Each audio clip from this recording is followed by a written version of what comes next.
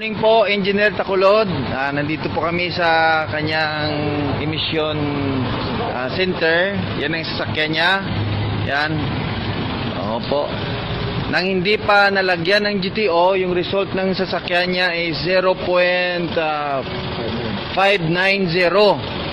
Ngayon nang nalagyan na ng GTO, tatlong bisis na tinisting at ika-4 ngayon, final. Zero pa rin po ang result kahit anong gawin. Subukan nyo, sige po. Kahit anong gawin niya, zero pa rin po ang result. Zero pa rin. Dapat yung RPM niya 3,000 lang, pero umaabot na siya ng 3,500 to 4,000. Zero pa rin po ang result. Wala.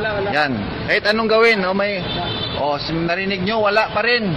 Kahit anong gawin, zero pa rin. Engineer, mayong gabi, Engineer Takulod, ari kami subong sa iyang emission center diri sa Bacolod City. Engineer, ikaduwa tani nga salakyan mo ang ginkargahan. Ano ang matestimony mo sa paggamit mo sing green technology oil? So far, 100% Wow. I'm convinced na ang GTO oil is perfect. Wow. Dako gid siyang mabulig sa makina siyang salakyan ko. Before, masapnot kung ipaglaganon ang salakyan, Yes.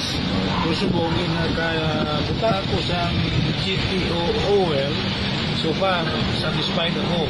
I'm convinced ang GTO oil is 100% suited yung sa aton ng mga vehicle.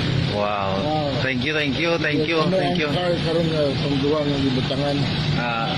Ini siyang ikaduha na mong imbutangan ang iyang Land Cruiser Prado 2015 model. Dubai model. Dubai version. Dubai version. Okay, ikaduha ni siya naging kargahan.